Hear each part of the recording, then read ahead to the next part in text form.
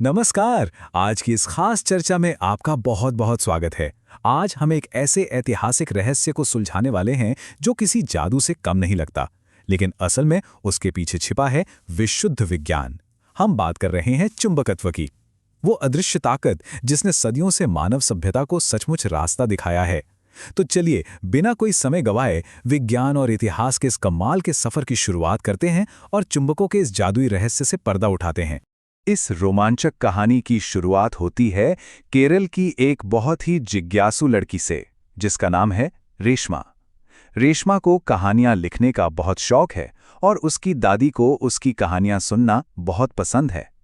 तो अपनी दादी के 60वें जन्मदिन पर उन्हें एक खास तोहफा देने के लिए रेशमा एक बिल्कुल नई कहानी लिख रही है। यह कहानी उन प्राचीन नाविकों के बारे में है जो पुराने जमाने में व्यापार के लिए केरल से मसाले लेकर एक विशाल समुद्री जहाज पर निकलते थे।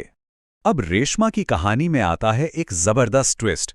देखिए, पुराने जमाने में नाविक रात के समय रास्ता खोजने के लिए तारों का सहारा लेते थे, लेकिन कहानी में अचानक उनका जहाज रात के अंधेरे में एक भयंकर तूफान में फंस जाता है। चारों तरफ घने काले बादल हैं और आसमान में एक भी तारा नहीं दिख रहा। अब नाविक दिशा कैसे खोजें? इस सिचुएशन ने खुद रेशमा को भी उलझा दिया।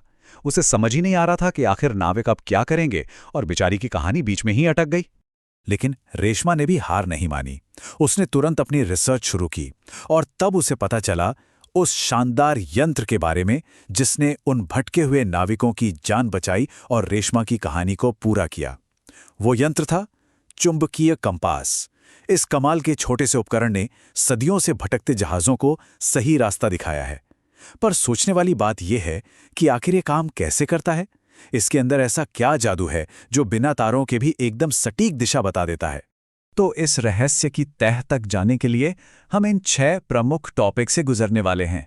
चुंबकीय और अचुंबकीय पदार्थ, चुंबक के आकार, चुंबकीय ध्रुव, दिशाएं ज्ञात करना, अपना चुंबक बनाना और आकर्षण तथा प्रतिकर्षण। चलिए शुरू करते हैं। सबसे पहले बात करते हैं हमारे पहले टॉपिक की, चुंबकीय और अचुंबकीय पदार्थ।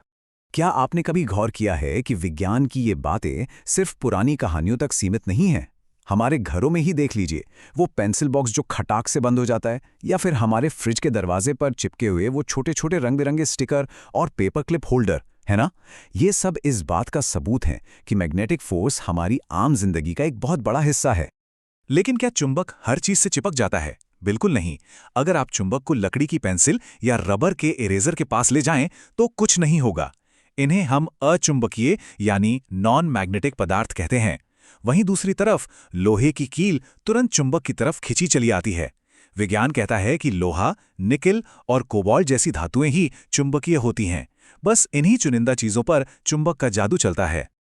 चलिए अब आते हैं दूसरे टॉपिक पर, चुंबक के आकार। पुराने जमाने में तो लोग बस प्राकृतिक चुंबक पत्थरों का इस्तेमाल करते थे, लेकिन आज हमने अपनी सुविधा के हिसाब से कृत्रिम चुंबक बनाना सीख लिया है। इनमें 2 सबसे कॉमन शेप्स हैं।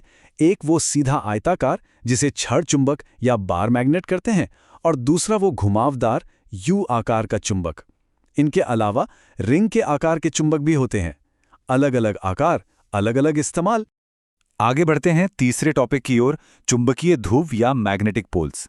अब यहां एक बड़ा ही दिलचस्प सवाल है, क्या चुंबक की ताकत उसकी पूरी सतह पर एक बराबर होती है? अगर आप एक छड़ चुंबक को लोहे के बारीक बुरादे में डाल दें तो आप देखेंगे कि बुरादा बीच में ज्यादा नहीं चिपकता। वो सबसे ज्यादा चुंबक के दोनों सिरों पर गुच्छों में जमा हो जाता है। इन्हीं किनारों को चुंबक के ध्रुव यानी नॉर्थ और साउथ पोल कहा जाता है। और सबसे मजेदार बात, ये पोल्स हमेशा जोड़े में रहते हैं। आप इन्हें कभी अलग नहीं कर सकते। अब आते हैं चौथे पॉइंट पर, दिशाएं ज्ञात करना। वापस चलते हैं हमारी कहानी के उन फंसे हुए नाविकों की तरफ। इन नाविकों की जान बचाई विज्ञान के एक बहुत ही शानदार नियम ने, और वो नियम है स्वतंत्र रूप से लटका हुआ चुंबक हमेशा उत्तर दक्षिण दिशा में ही आकर रुकता है। जी हाँ, अगर आप एक छड़ चुंबक को धागे से बांधकर हवा में लटका दें तो वो घूम फिर कर हमेशा नॉर्थ साउथ डायरेक्शन में ही रुकेगा। बस चुंबक की यही वो खूबी है जो कंपास को काम करने की ताकत देती है, और इसी की मदद से नाविकों को तूफानी रातों में भी सही दिशा मिल जाती है। अब बारी है 5वें और सबसे मजेदार टॉपिक की, अपना खुद का चुंबक बनाना। क्या आपको पता है कि आप घर बैठे एक साधारण सी लोहे की सुई को चुंबक बना सकते हैं? प्रोसेस एकदम सिंपल है। एक लोहे की सुई मेज पर रखिए, एक छड़ चुंबक का कोई भी एक सिरा सुई के एक किनारे पर रखिए और उसे पूरी लंबाई तक रगड़ते हुए ले जाइए। फिर चुंबक उठाइए, वापस उसी जगह पर लाइए और इस तरह सुई को 30 से 40 बार रगड़िए और लीजिए, आपकी वो साधारण सी सुई अब खुद एक दिशा बताने वाला चुंबक बन गई है ना कमाल?